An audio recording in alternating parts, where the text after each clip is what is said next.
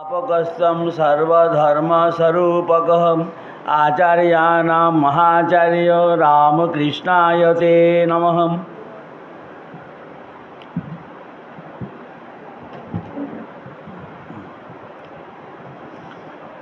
यथाग्ने दाहिका शक्ति रामकृष्णे स्थिता हि या सर्वविद्यास्वरूपां शारदां प्रणमाम्यहम्। परतत्ते सदा लीनो रामकृष्ण समाज्ञया यो धर्मस्थापनरतो वीरेशं तं नमाम्यहम्। कालिंदी फुल्लकमले माधवेन क्रीडारत ब्रह्मानंद नमस्तुभ्यं सद्गुरो लोकनायकं। योगानंद प्रेमानंदश्चान्ये वै ये च पार्षदः रामकृष्ण गतप्राणा सर्वांस्तां प्रणमाम्यहम्। सर्वांस्तां प्रणमाम्यहम्। सर्वे भवन्तु सुखिनः, सर्वे सन्तु निरामयः, सर्वे भद्राणि पश्यन्तु, मा कश्चित् दुःखमाप्नुयात्। ओम शांति शांति शांति हरि ओम। আমরা একটি মানে বিশেষ বা বলবো আমাদের এই বাঙালির ধর্মীয় সামাজিক সব দিক থেকেই তাকালে পরে আমাদের যেটি মুখ্য প্রধান বছরের মধ্যে উৎসব, তারই আগমনীর বার্তার মধ্যে দিয়েই আপনারা আমাদেরকে সকলকে ডেকে এনে এই ভক্ত সম্মেলন অনুষ্ঠান করছেন। অর্থাৎ মা দুর্গা এসে পড়ে গেছেন, জননী এসেছে দুয়ারে। শঙ্খ বাজিয়ে বা বরণের ডালা নিয়ে এসে কে বরণ করবেন, কে স্বাগত জানাবেন বা কে প্রস্তুত আছেন সেইটি দেখবার। মা এসে গেছেন, সেই জন্যে বলবো মা এসে গেছেন। আমরা শুধু বছরের ওই একটা সময়ে ভাবি যে সারা বছর উমা পার্বতী উমা সেই হিমালয়ে সে মহাদেবের হিমালয়ে সেইখানে তার আবাসস্থান, সেখানে থাকেন। কিন্তু এই বছরে একবার সপ্তমী অষ্টমী নবমী তারপরে দশমীতে এসে সেই মহাদেব জামাই এসে দাঁড়ায়, বলে নিয়ে যেতে হবে। তখন মা মেনকার মনে এক যেন বজ্রপাত হয়।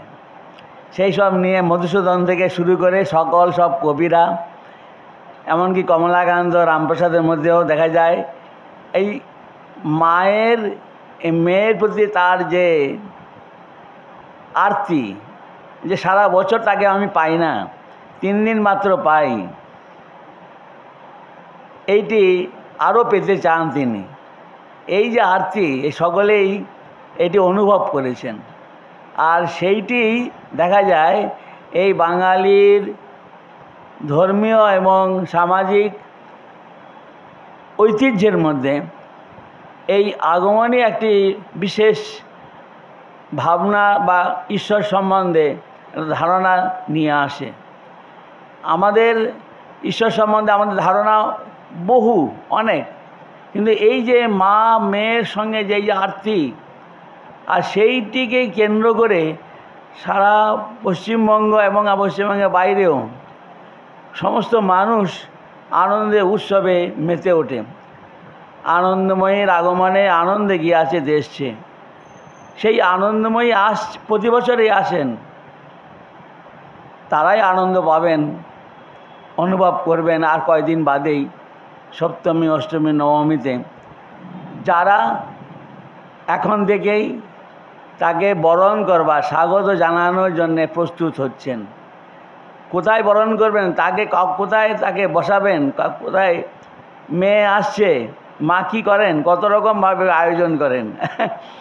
সব অদ্ভুত সব গ্রাম বাংলার মায়েদের মধ্যে দেখেছি কত রকমভাবে সব ঘর দৌড়।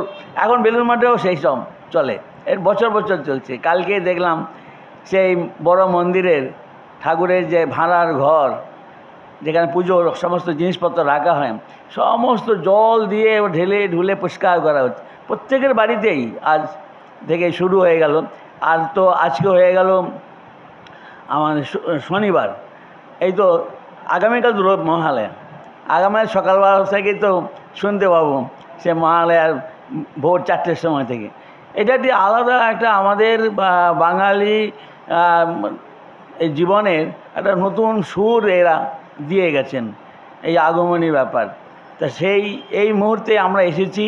আর এই মুহূর্তে আবার আমাদের এই ভক্ত সম্মেলন আপনারা একবার না 4বার করেন, এটা শুনে আমারও খুব আনন্দ হয়েছে। আপনারা গিয়েছিলেন কয়েকজন গুড়াপে।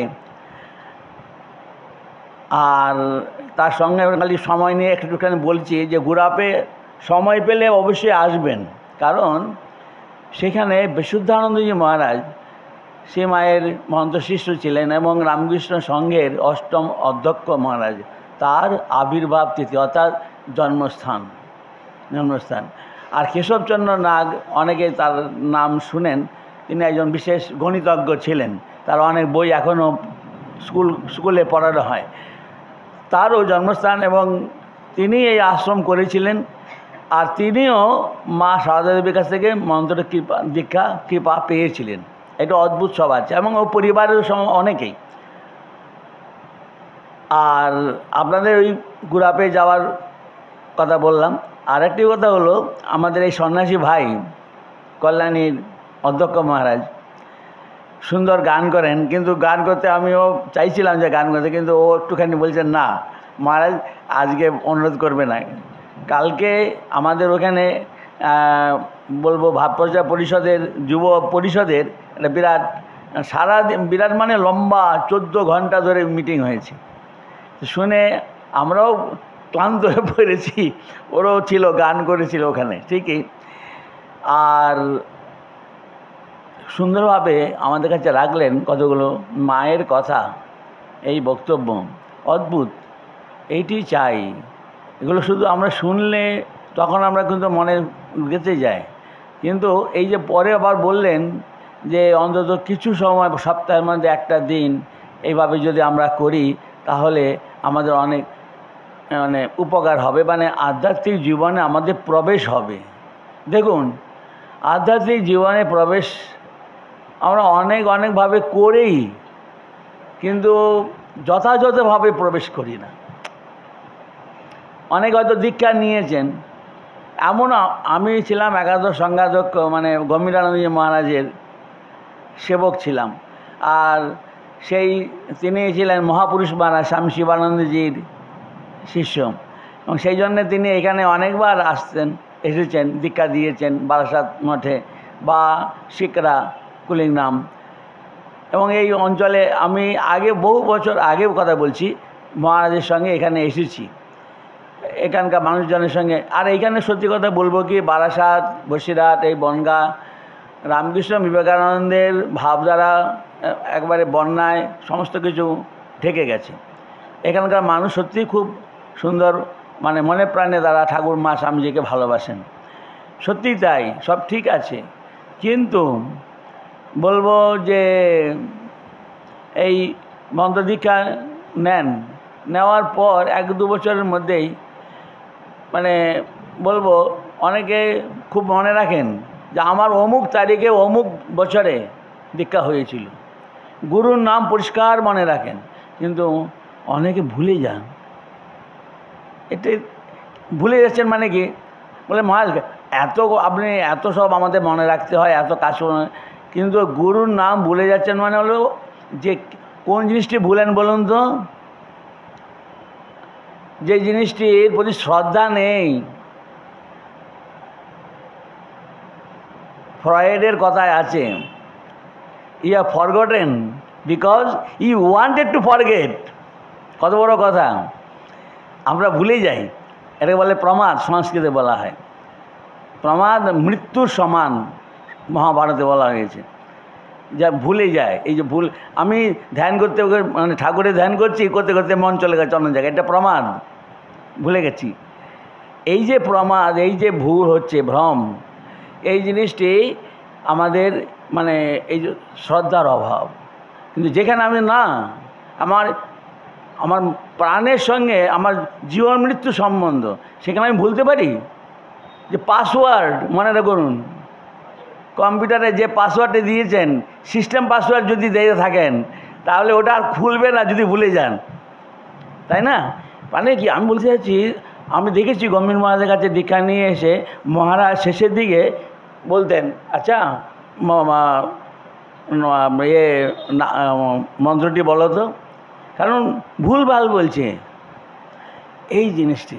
এই জন্যে যথাযথভাবে প্রবেশ করা আধ্যাত্মিক জগতে।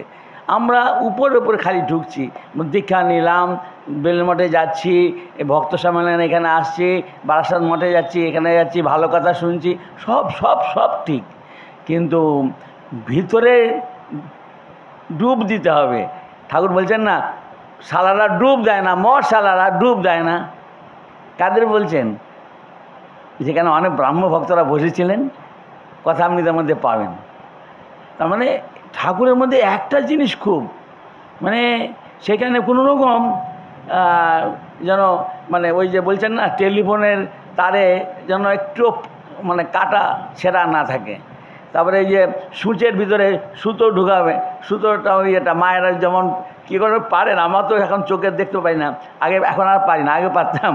ওই সূচের ওই ওই ছিদ্রটার মধ্যে দিয়ে সুতোটাকে প্রবেশ করিয়ে দেওয়া। এইখানে যদি আঁশ এদিক ওদিক থাকে তাহলে কিন্তু ঢুকবে না, পরিষ্কার ঢুকবে না।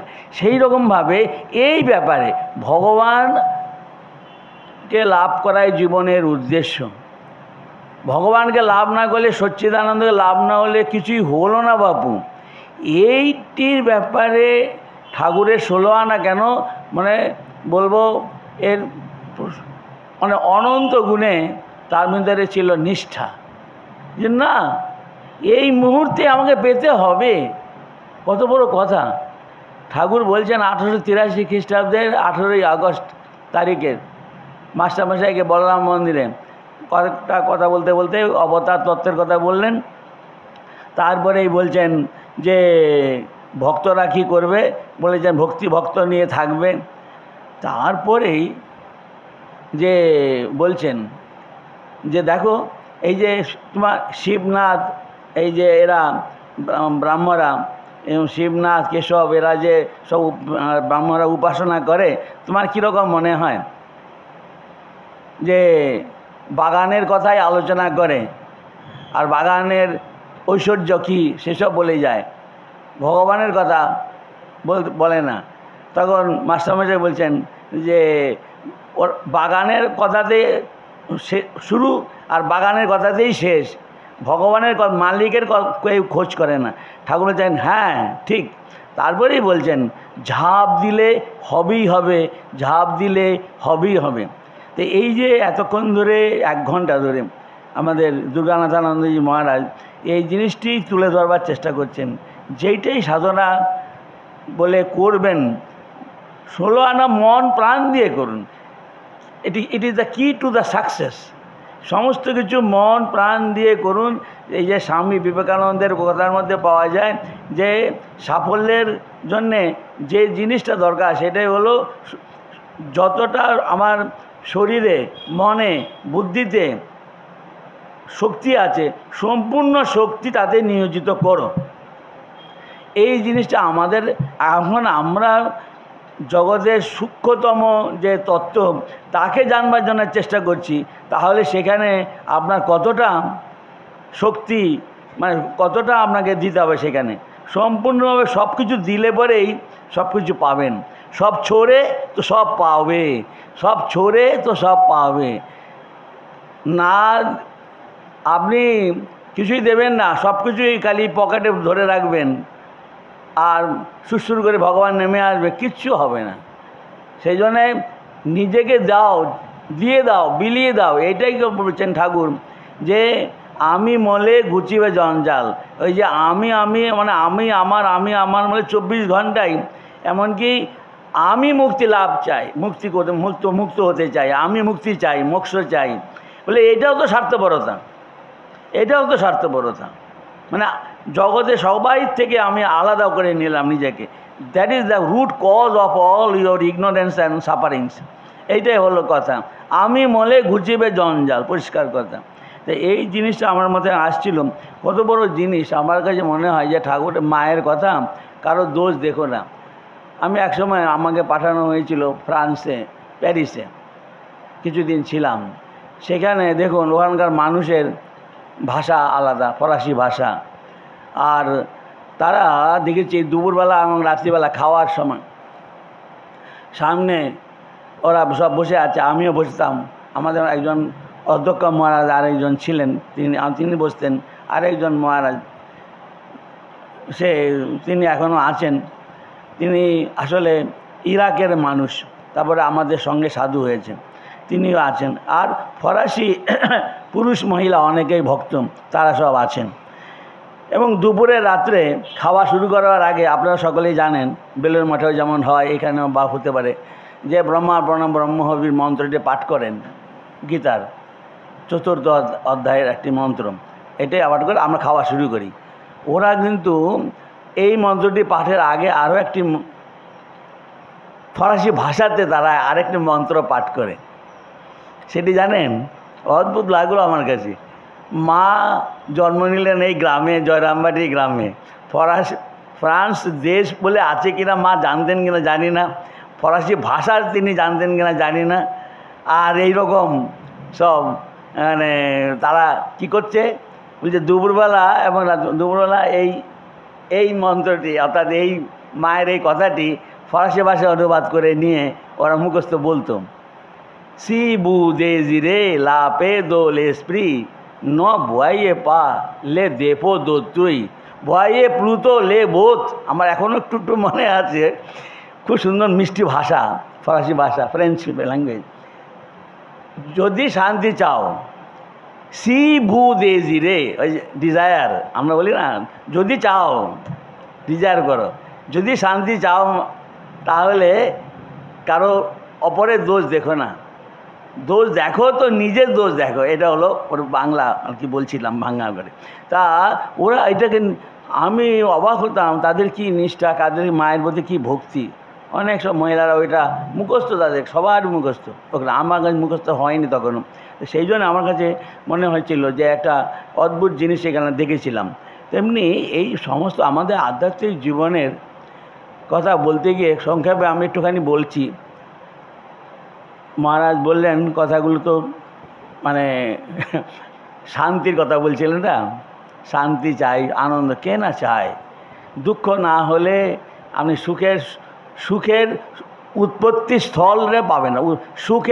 সুখ আনন্দ তার কোথা থেকে আসছে সেটা জানতে পারবেন না যদি দুঃখে না পড়েন। ওই যে দুঃখে না পড়েন, বিষাদ যোগ আগে হবে, ওর জন্যে কী কষ্ট পড়েছিলেন। তারপরেই তো বলেন সাধি মাং তোয়ান্নম, আমি প্রপন্ন হয়েছি, শরণাগত হয়েছি, আপনি আমাকে উদ্ধার করুন। এইভাবে শরণাগত না হলে ভগবানও না, কেউ আসবে না আপনার কাছে। তা এটাই হলো একটা ঠিকই কথা।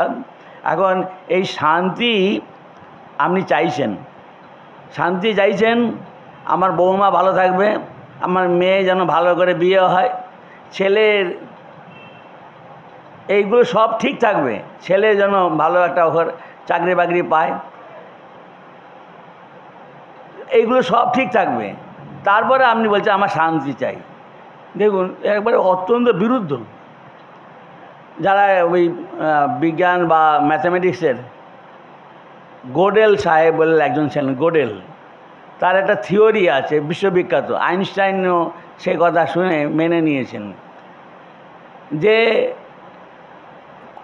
পৃথিবীতে এমন কোনো থিওরি নেই যা কিনা সর্বতভাবে সম্পূর্ণভাবে পারফেক্ট, মানে ইনকমপ্লিট, মানে কমপ্লিটনেস। এই যে বলা হয় যে সম্পূর্ণভাবে মানে সমস্যার সমাধান হয়ে যাবে, এটাই তো আইনস্টাইন চাইছিলেন। আইনস্টাইন ছিলেন সমস্ত রকমের সমস্যার সমাধান করে দেবো আমি, কিন্তু শেষে হার মেনে গেলেন জীবনের শেষে। তখন এই গোডেল সাহেব বলছিলেন যে দেখো এমন কোনো কিছু জিনিস পাবে না, তিনি প্রমাণ করে দেখিয়ে দিলেন এমন কোনো জিনিস পাবে না যার থেকে কিনা কোনো রকম সমস্যা হবে না। প্রত্যেকটা সমাধানের পশ্চাতেই 10টা করে সমস্যা আসে। তা এই জিনিসটা আমি আপনাদের কাছে বলতে যাচ্ছিলাম, শান্তি যেখানে আছে সেখানে তো আপনি খুঁজবেন। একজন মহিলা রাত্রিবেলা তার কী খেয়াল হয়েছে, পাগলামে রাস্তায়, বড় রাস্তায়, সেখানে কি খুঁজছেন, আলো রয়েছে, ওই যে লাইট পোস্টের বড় সুন্দর আলো রয়েছে, একজন মহিলা খুঁজে যাচ্ছেন। তখন আরও অন্যান্য সব দেখতে পেয়েছে পথচারীরা, আরে এত রাত্রে একজন মহিলা এখানে কী খুঁজছেন আপনি? আরে এটা আমার সুচকে পাচ্ছি না, নিডল সুচ পাচ্ছি না, খুঁজছি। বলো আচ্ছা আচ্ছা। ওর নিষ্ঠা, এত আগ্রহ দেখে সবাই রাস্তার সব নেমে গিয়ে তাকে হেল্প করছে আর কি, দেখছে, খুঁজে বেড়াচ্ছে কোথায় সুচটা পড়লো। একজন লোক ওখান থেকে বেরিয়ে এলো। তখন ওই মহিলাকে জিজ্ঞেস করছেন, আপনি সুচ হারিয়েছেন? বলে হ্যাঁ, তো খুঁজছি। তো কোথায় হারিয়েছেন? সেটা ঘরে হারিয়েছিলাম। তা ঘরে হারিয়েছিলেন, এইখানে রাস্তায় এসে খুঁজছেন কেন? বলে ঘরে তো এখন আলো নেই, রাত্রিবেলা ঘরে এখন আলো নেই, এইখানে রাস্তায় আলো রয়েছে, আমি এখানে খুঁজছি। এই জন্যে সুচটা হারালো, পড়লো হাত থেকে ঘরেতে। আর সে এসে যদি বলে যে এখানে আলো আছে অথবা আমি এখানে খুঁজবো, সে কি পাবে কোনো দিন? দেখুন ভগবান শ্রীকৃষ্ণ বলছেন জগৎটা কীরকম, পরিষ্কার হবে সিদ্ধান্ত বাক্য, এতে কোনো রকম এদিক ওদিক করলে যাবে না। দেখছি আমি এত আমার এই বয়সে যা অভিজ্ঞতা হয়েছে আমি বলছি, আমরা সংসার করে দিই, কিন্তু সংসার না করেও যে দুঃখ যা দেখেছি তার থেকে যা বলছি যে এই যে ভগবান শ্রীকৃষ্ণ বলছেন এতে কোনো রকম ভ্রান্তি নেই। বলছেন কীরকম জগৎ? অনিত্যম, অসুখম, লোকম ইমম প্রাপ্য ভজস্ব মাম। বলছেন অর্জুন, জগৎটা কীরকম জগৎ দেখছো, কীরকম জীবন দেখছো? বলে আর বলবেন না। বলে কীরকম আছো? বলে আর বলবেন না। উপরে বিরাট বড় পান্তুয়া নিয়ে এসেছিলেন, এক একটা ওজন ছিল আধমন। কে জানেন তো? ঠাকুরের সন্তানদের মধ্যে একজন। হ্যাঁ, কে বলছেন? হ্যাঁ ঠিক, ধন্যবাদ। অখণ্ডানন্দ মহারাজ বেলুর মাঠে ঠাকুরের উৎসবে ঠাকুরের জন্যে দুটো বড় বড় পান্তুয়া নিয়ে এসছেন। সে পান্তুয়ার এক একটা ওজন হলো আধমন, 20 কিলো আধমন। তাই এইরকম নিয়ে এসছেন, ঠাকুরকে নিবেদন করা হয়েছে। স্বামীজি আছেন তখন, স্বামীজিও খুব প্রশংসা করছেন, হ্যাঁ দেখ কি কর্মবীর, কাজ করে করে লোক ওখানে জীবন দিয়ে দিল। আর সাধুরাও ওই প্রসাদ খেয়েছে, খুব ভালো, অপূর্ব অপূর্ব অপূর্ব। তখন একজন পরবর্তীকালে কথাটি বলছেন মাধবানন্দজি মহারাজ, বলে হ্যাঁ অপূর্ব তো বটেই, বল ওপরটা পোড়া ভেতরটা কাঁচা, অপূর্ব তো বটেই। কত বড় রসিকতা করলেন বুঝতে পারছেন? সবাই কি অখণ্ডানন্দ মহারাজ বিশাল বড় জিনিস এনেছেন, এত বড় বিশাল জিনিস খেয়ে এমনি বলছে বটে, কিন্তু এত বড় পান্তুয়াটা কী করে ভালো করে ভাজা হবে, আর কি করে বা ভেতরে ভাজা হবে, আর উপরটা কী করে সামলাবেন, পুড়বে না। অর্থাৎ ভালো যেখানে সেখানে মন্দ আছে, মন্দ যেখানে ভালো আছে, সুখ যেখানে সেখানে দুঃখ আছে। ইমপারফেক্ট, এটাকে বলতে যাচ্ছেন, ইমপারফেকশন। এই জন্যে এই জগতের এই বলছেন যে উনার এই দৃষ্টি, মাধবানন্দজি মা যার সম্বন্ধে মা বলছেন যে হাতির দাঁত সোনা দিয়ে মোড়া, হাতির দাঁত সোনা দিয়ে মোড়া, এই হলো তার বুদ্ধি, তারিফ করছেন মা। তো সেই জন্যে সত্যি কথা বলছি যে মাধবানন্দজি বাস কত সুন্দর করে বলছেন, বলছে হ্যাঁ অপূর্ব, মানে এরকম তো আর দেখা যায়নি, মানে ঠিকই তো কথা, এত বড় রসগোল্লা, এত পান্তুয়া, আর উপরটা পোড়া, পুড়ে গেছে তো, নামানো জানানো যায় না, তো ভেঙে যাবে তো, আর ভেতরটা কাঁচা। এই জন্যে এই জীবনে না যে মায়ের রূপ, দেখুন মায়ের রূপের মধ্যে দ্বন্দ্ব, ভালো মন্দ, দিন সুন্দর অসুন্দর, আর মানে যত ভয়, আবার সেখানে থেকেই বড় বড় অভয় আছে, আবার এদিকে মুন্ডমালা সব কিছু আছে, মৃত্যু ভয়ঙ্কর। তো এই সব কিছু এই মা, আবার এই মায়ের যে মা তার কালো রূপ, কিন্তু তারই ধ্যানে, তারই নামে সেই মহাকাল, মানে তার যে মৃত্যু পাশ সেটি নাশ হয়ে যায়। সেখানে বলছেন মায়ের পায়ের তলায় আলোর নাচন দেখে যায়, আছে না গানে, সেটা বলছেন মায়ের। তাই এই জন্য বলছেন যে এই যে জিনিসটি কোনো লোক মানে শ্রীকৃষ্ণ বলছেন অনিত্যম অসুখম, এখানে সুখ নেই। This world it is joyless, it is joyless, আনন্দ নেই এখানে, জয় সুখ নেই, তবু আমরা সেখানেই খুঁজি। সেই জন্যেই এতক্ষণ ধরে উনি যা বললেন সেটা হলো যে তুমি ভগবানের কাছে এসো। ভগবানের কাছে আসা মানে হলো ভগবানের সঙ্গে একটা সম্পর্ক তৈরি করা। ভগবানকে কীভাবে সম্পর্ক করলে তাকে আমি কাছে পাবো, তাকে দেখতে পাবো? ভালোবাসা ছাড়া অন্য সম্পর্ক অনেক আছে, কিন্তু ভালোবাসার যে যে ইমোশান, এইটির দ্বারা অতি সহজে আমি আরেকজনের কাছে পৌঁছতে পারি। এইটি হলো, এই জন্যে ভগবানের প্রতি ঠাকুর এই 1883 খ্রিস্টাব্দের 18ই আগস্ট তারিখে বলরাম মন্দিরে ঠাকুর বলছেন অবতার সে লোকশিক্ষার জন্য ভক্ত নিয়ে থাকে, ভক্ত নিয়ে থাকে। এই যেমন ছাদে উঠে সিঁড়িতে এসে আনাগোনা করা। অন্য মানুষ, তারা অন্য মানুষ মানে আমরা সবাই, সমস্ত মানুষের কথা বলে দিলেন। অন্য মানুষ ভক্তি ভক্ত নিয়ে থাকবে। তারপরে বলছেন যতক্ষণ না ছাদে ওঠা যায়, যতক্ষণ না জ্ঞান লাভ হয়। আর ছাদে ওঠা মানে বলছেন সব বাসনা যায়। এইভাবে বলার পর তখন এই বলছেন যে ঝাঁপ দিলে হবেই হবে। তা আমি এই জন্য বলছি যে শান্তি, আনন্দ, প্রেম, সমস্ত রকমের জ্ঞান, এই সমস্ত কিছুই রয়েছে যে বস্তুতে, সেইটিকে বলা হচ্ছে আমাদের ভাষায় ব্রহ্ম বা আত্মা বা পরমাত্মা বা ঈশ্বর।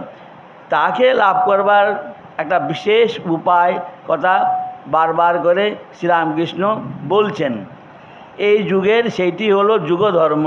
আর এই যুগের অবতার হলেন শ্রীরামকৃষ্ণ। আর এই যুগের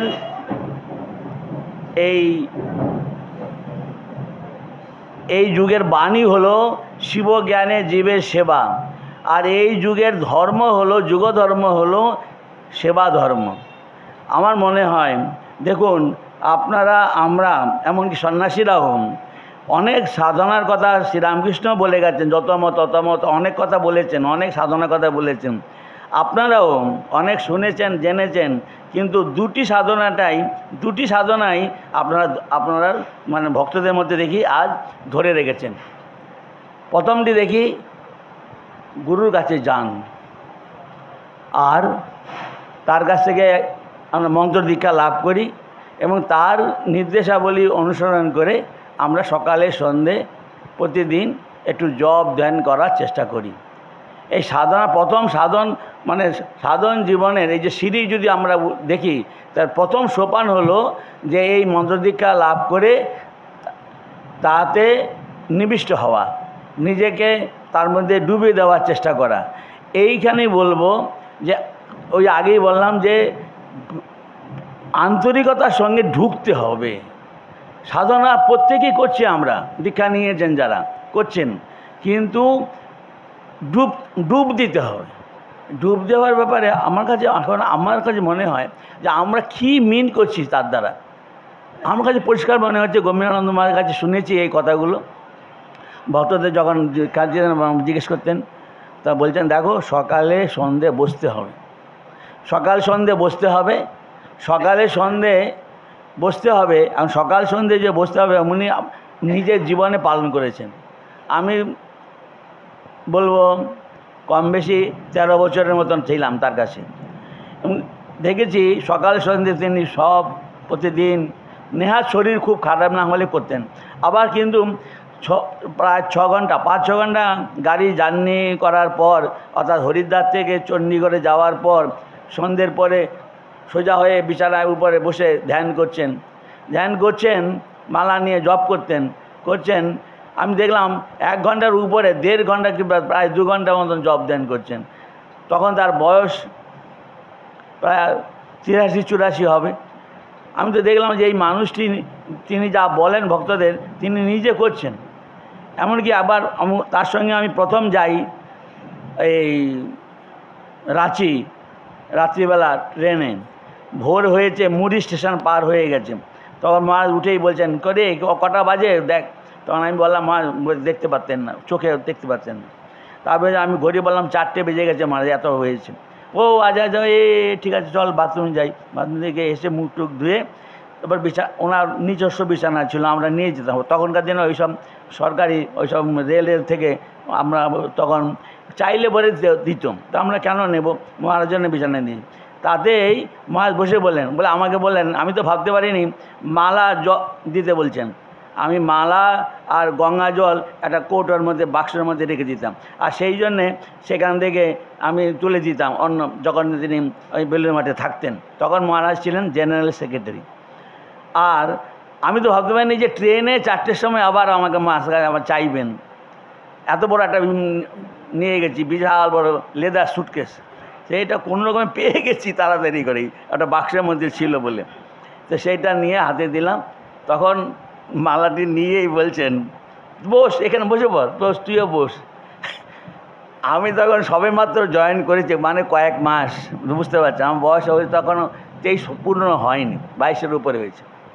আর উনি হলেন প্রায় 80 বছর বয়স। আর সেইখানে আমাকে বলছে আর বিছানাতে বলে মহারাজ আমি উপরে বসছি, ওটা কূপে ছিল উপরে নিচে, আরে এখানে বস না। আমি বললাম মহারাজ আমি উপরে বসছি, এই করেই সকাল হয়ে যাবে, যা আর জব করা যাবে না, বস বস বস। আমি কি করি, মানে বাচ্চার ছেলের মতন, মানে যা ঠাকুরদা বলছে এরকম বসলাম। আমার কি করব, এতটা মানে আমারও একটা ইয়ে হয়ে গেল যে মহারাজের পাশে বিছানায় বসে কী জব করব।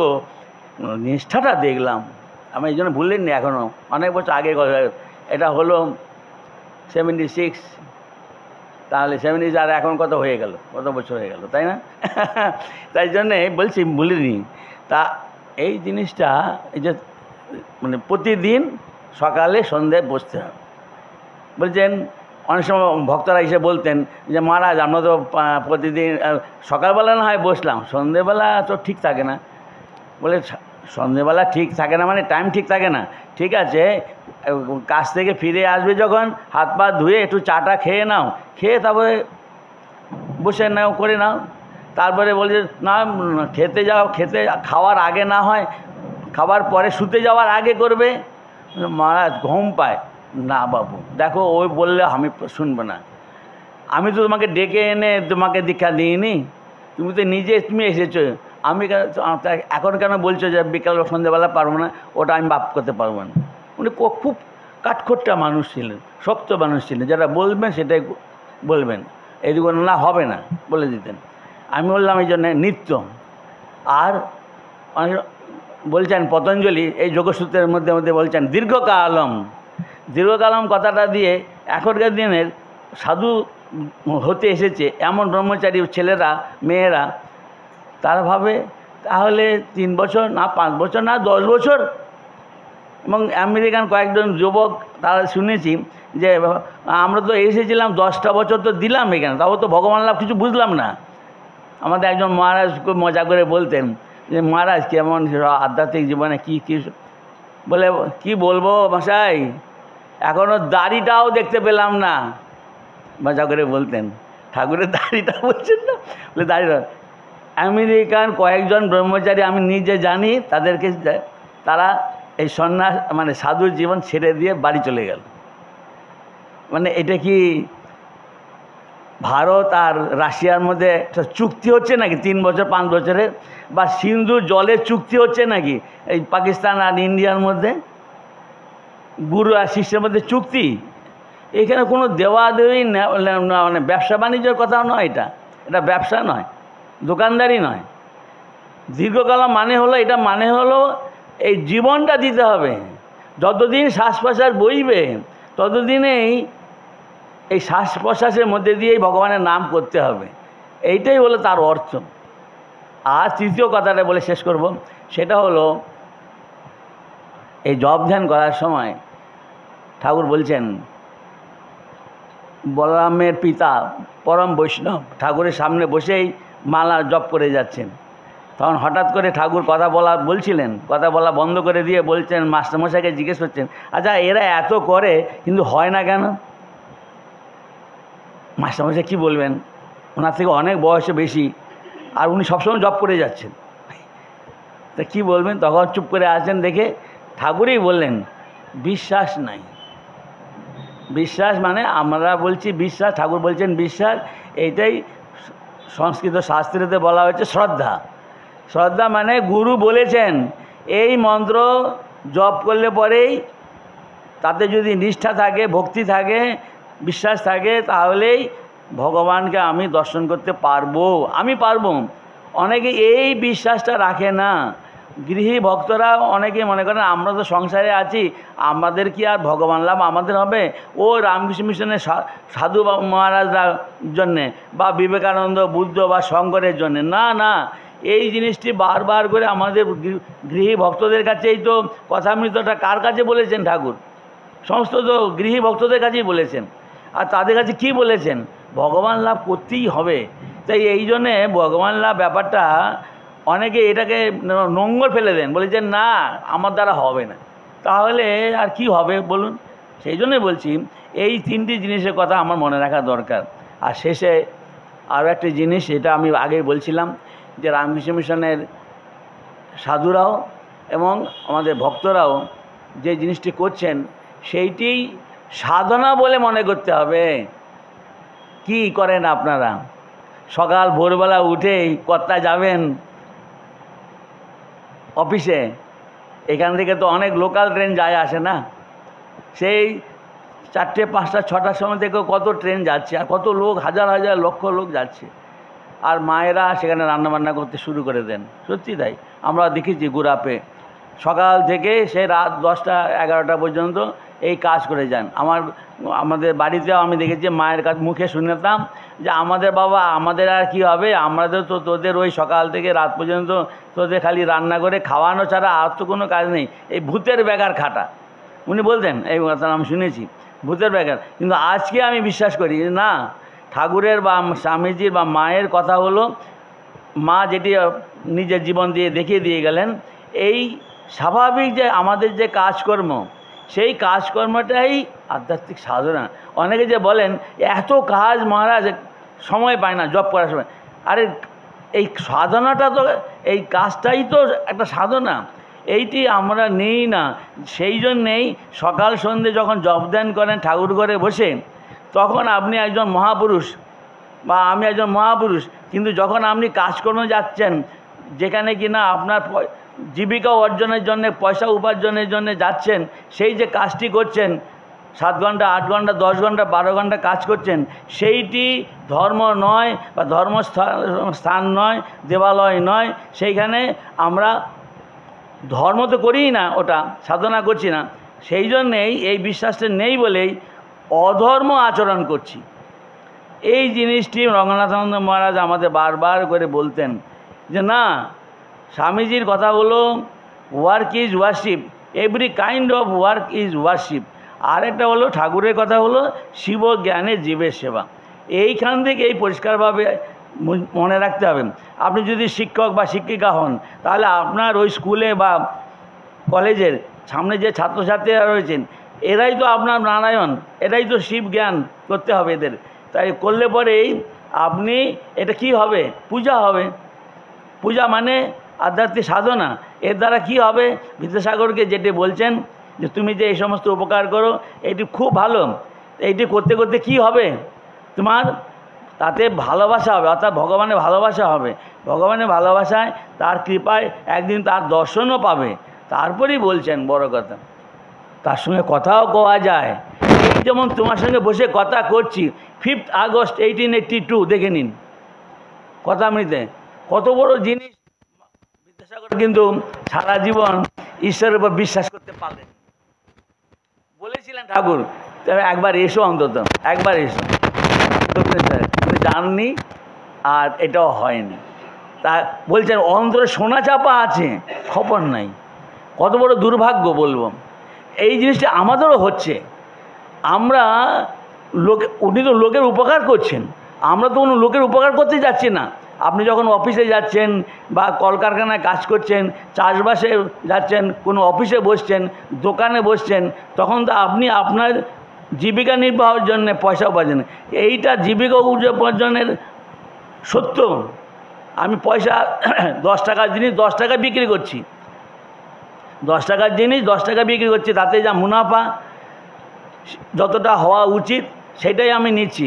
এইটাই হলো মানে ধর্মভিত্তিক এটা সাধনা। এটা আমি করলাম, এর দ্বারাই আমার যা উপার্জন হবে অর্থাৎ পয়সা উপার্জন হবে, সেইটা মনে রাখতে হবে যে আমি আমার পরিবারের ভরণ পোষণ, অর্থাৎ পরিবারের কারা? বাবা মা ভাই বোন আত্মীয় স্বজন ছেলে মেয়ে, এরাই তো। তাই এরাই তো ভগবান। ঠাকুর এইটাই বলছেন, এই সংসারটা নিজের সংসার বলে ভেবো না, আমার সংসার বলে ভেবো না। লীলা প্রসঙ্গে দেখবেন 5th পার্টে মধ্যে ঠাকুরের কথা তুলে ধরে বলছেন, আমার বলে যতটাই তুমি মনে করবে তখনই দুঃখ পাবে। বলে পুরো সংসারটাই ভগবানের, ঠাকুরের, আর এই সংসারে সকলেই হলো নারায়ণ। তাই এইখানে আমরা এটাকে বলছি মন্দির, পূজাস্থল। তাহলে আপনার যে কাজের জায়গা সেটি হয়ে যাবে আপনার পূজাস্থল। পূজাতে আমরা কি কি দেখি? পরিষ্কার পরিচ্ছন্নতা, মন্দিরে কোনো শোরগোল নেই, একটা নীরবতা পালন করা হয়, হইচই থাকে না। তৃতীয় নিয়মান সময়টায় সেখানে দেখুন 7টার সময় পূজারি বসেন, প্রতিদিন 7টার সময় বসেন। আমাদেরও অফিসে যাওয়ার সময় এরকম, সেইখানে আমরা কম্প্রোমাইজ করি না। সরকারি অফিসে 10টা যাওয়ার কথা, 11টা গেলেও হবে। বেসরকারি অফিসেও সেখানে কিন্তু কথার উপর, মুখের উপর কথা বলে দেন, তো সেই জন্য পারা যায় না। এইখানে আমি বলবো রামকৃষ্ণ বিবেকানন্দের অনুগামী আমরা যারা, আমরা আমাদের দেশের, আমাদের বিশ্বের কাছে কর্মসংস্কৃতি কী জিনিস, যে কর্ম মানে এখানে পূজা, ধর্ম। এই পূজা, এই আধ্যাত্মিক এই যে একটা সাধনা, এইটি আমরা যদি তুলে ধরতে পারি তাহলেই আমাদের সকলের এই মঙ্গল হবে। সকল নিজের মঙ্গল, আধ্যাত্মিক দেখুন, এই আপনি যখন অফিসে করছেন পয়সাই পাচ্ছেন মাত্র, কিন্তু এখানে পয়সাও পাবেন, আপনার আধ্যাত্মিকতা বা ভগবানের প্রতি ভক্তি ভালোবাসাও আসবে। আর সঙ্গে সঙ্গে বলবো যে এই জিনিসগুলো আসবে, পরিষ্কার পরিচ্ছন্নতা হবে, নিয়ম মেনে চলবেন অর্থাৎ সময় মেনে চলবেন। তারপরে আবার মনে করুন এই যে আমরা বলব সততা, আজকে আমাদের দেশে সততার এত অভাব। এইখানে আমাদের রামকৃষ্ণ বিবেকানন্দের ভক্তরা একটা জীবন আদর্শ দেখাতে পারেন। আমরা কাজ করি, কাজে আমাদের কমতি নেই। রামকৃষ্ণ মিশনের সাধুরা দেখুন 24 ঘন্টার মধ্যে 12 ঘন্টা 16 ঘন্টা 18 ঘন্টা পর্যন্ত কাজ করেছেন আমাদের গহনানন্দ মহারাজ হাসপাতালে, কোনো পয়সার জন্য নয়। কিন্তু আমি বলি গৃহী ভক্তদের, হ্যাঁ এইটাই হলো আমাদের মানে নিয়ম কানুনের মধ্যে। যেমন আপনি আমাকে বলছেন 10টার সময় তুমি কাজে আসবে, তেমনি আমার এই যে এতটা সময় আপনাকে দিলাম তার জন্য আমার পারিশ্রমিক, এটা হলো পারিশ্রমিক আমি পাবো। পয়সা নিলেই যে আমার এটা অধর্ম হয়ে গেল না, যথাযথ যা ন্যায়সঙ্গত সেইটাই হলো পয়সা নেব। পয়সা দিয়ে আমার সংসার প্রতিপালন হবে, আবার তার দ্বারা ভগবানের প্রতি, কারণ আমি এটা ভগবানের পুজো করছি, সেটাও যেমন হবে। আর সঙ্গে সঙ্গে ওই যেটি বলছিলাম সততা, আজ corruption is rampant in our country or in other countries, rampant মানে করাপশান। কিন্তু আমি যদি ঠাকুরের ভক্ত হই, সাধু হই, তাহলে আমি মিথ্যা কথা বলবো কী করে? কীভাবে অসৎ উপায় আমি পয়সা নেব? আপনাদের এইটার উপরে খুব আমি বলছিলাম, ঢুকবেন তো ভেবে চিন্তে ঢুকবেন। এই আধ্যাত্মিক জীবনে রামকৃষ্ণ মিশনের রামকৃষ্ণের যে অনুসৃত বা প্রবর্তিত যে এখনকার দিনে বলবো যে আধ্যাত্মিক সাধনার জন্যে বা বলবো সেবাব্রত, সেবা ধর্ম, তাদের প্রবেশ করতে গেলে যেমন আগেই বললাম একটা ভয়ঙ্কর কথা, যে নিজেকে দিতে হবে। দেখুন আপনি বলেছেন আমি পয়সা নিয়ে, কিন্তু পয়সাটা নিয়ে কি আপনি খাচ্ছেন? না, সেটাই তো আবার ভগবানের সেবায় দিচ্ছেন। কোথায়? বাবা মা ছেলে মেয়েদের দিচ্ছেন। তাই জন্য বললাম সেবাব্রতের যে আমাদের ঠাকুর সেবা ধর্ম শিখিয়ে দিয়ে গেছেন, সেইটি প্রথম কথা হলো যে সেইটি কর্ম মানে সবটাই হলো পূজা। আর তার সেই কর্মস্থল হলো পূজাস্থল বা মন্দির। আর এই এর দ্বারা লক্ষ্য হলো সেই ঈশ্বরকে লাভ করা, ঈশ্বরের প্রতি ভালোবাসা আসবে, ঈশ্বরের প্রতি দর্শন করা। আর এই যে জিনিসগুলো পাশাপাশি যেমন বললাম পরিষ্কার পরিচ্ছন্নতা থাকবে, নিয়ম মেনে চলবে, সময় মেনে চলা করা কাজকর্ম সব কিছু। আবার বলবো যে এই যে শান্ত বাতাবরণ পরিবেশ সেইটিও যেন রাখা। তারপরে হলো আমি যখন একটা শিবজ্ঞান করতে যাচ্ছি সব মানুষের ভিতরে, আর ঠাকুর বলছেন যে তার ছিল, মা বলছেন যে তার ছিল সকলের মধ্যেই বা বিশেষ করে প্রত্যেক স্ত্রীলোকের মধ্যে এই মাতৃত্ব বুদ্ধি। আমরা যদি আজকে এই যে মেয়েদের সেইভাবে দৃষ্টিতে দেখি, তাদের যদি আমরা জগন্মাতা রূপে জ্ঞান করি, সব আমাদের বলছে আমরা মানে রামকৃষ্ণের সাধুরা নয়, রামকৃষ্ণের ফলোয়ার সকলেরই এটাই হলো তাদের জীবনে আজকের দিনে সমাজের কাছে দেখানো যে আমরা রামকৃষ্ণের ভক্ত। আমরা শুধু খালি প্রসাদ খাওয়ার বেলায় মানে সময় রামকৃষ্ণের চেলা প্রসাদ পাওয়ার বেলার মধ্যেই নয়, আমাদের জীবন দিয়ে আমরা দেখিয়ে দিই যে আমরা কীরকম সৎ জীবনযাপন করি, আমরা কাজ করি, কাজে কোনো রকম আমাদের কমতি নেই, আমরা দিনরাত খেটে মরি।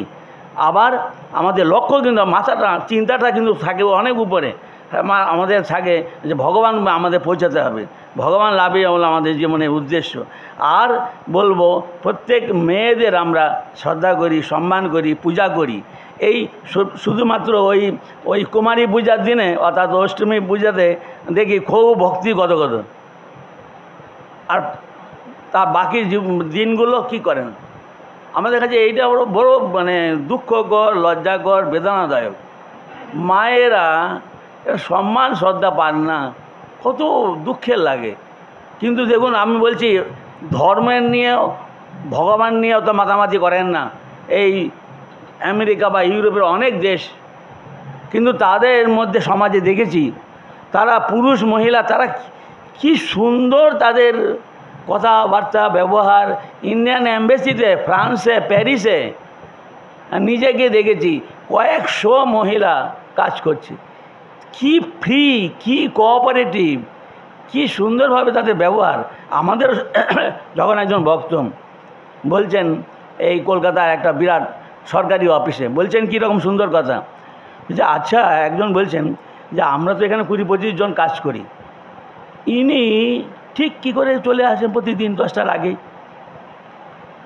10টার আগে চলে আসেন। উনি কি করেন খবর পেয়েছি যে ওসে 10 মিনিট আগে এসেই ওই ছেলেটি যে পরিষ্কার করে সে বলে না রে এটা আমি করব, তোকে করতে হবে না। আমি যখন জিজ্ঞেস করলাম তাকে, বলি কী ব্যাপার, মা এটা তো আমার ঠাকুরের পূজা, এটা আমি করব না, এটা তো আমার কাজ, এটা আমার পূজা করছি ঠাকুরকে, আমি নিজেই করি আর ওকে বলে দিচ্ছি তোকে করতে হবে না, 10 মিনিট আগেই আসি, এই জন্য আমি এটা। তখন একজন তাকে দেখিয়ে বলছে যে ওরা এই লোকটি কী করে 10টার মধ্যে চলে আসে, আমরা তো কত টোটো অটো লোকাল ট্রেন ধরেও পারছি না। বলে জানো না এরা বেলুড় মঠের ভক্ত। আমরা এটাই বলতে চাচ্ছি যে আমাদের এই দুটি সাধনার কথা আপনার কাছে তুলে ধরলাম। একটি হলো গুরুর কাছ থেকে পাওয়া যে একটা মহাকৃপা, যে মন্ত্র দীক্ষা পেয়েছেন, সেইটি যথাযথভাবে আন্তরিকতার সঙ্গে গভীরভাবে কোথা জপ ধ্যান করে যাওয়া। আর ওই জিনিসটি যে আমার যা কিছু কাজ করছি, সামনে যারা রয়েছেন, পাশে রয়েছেন, এরাই আমার ভগবান নারায়ণ। ঘরেতে যারা আছেন, ছেলে মেয়ে ভাই বোন, এরাই আমার নারায়ণ। ঠাকুর কত করে বলছেন, তিনি এই সব হয়ে রয়েছেন। জীব ঈশ্বর, জীব জগৎ, চতুর্বিংশতি তত্ত্ব, তিনিই হয়ে রয়েছেন। কত বড় কথা! এই জন্যই তো স্বামীজি বলছেন, বহুরূপের সম্মুখে তোমার ছাড়ি কোথা খুঁজিছ ঈশ্বর, জীবে প্রেম করে যেই জন, সেই জন সেবিছে ঈশ্বর। আপনাদের আমাদের একটা বিশাল বড়, শুধু নিজের ব্যক্তিগত জীবনের সার্থকতা বলছি না, এই সমাজের, আমাদের দেশের কাছে একটা বিরাট বড় আমরা দায়িত্ব যেন ঠাকুরমা স্বামীজি দিয়ে গেছেন, যে আদর্শ আধ্যাত্মিক জীবন কীরকম হওয়া উচিত। আমাদের মধ্যে যেন এরকম একটা বলবো শান্ত স্বচ্ছ বাতাবরণ থাকে, মনের ভেতরে, মনের বাইরে, সর্বত্র।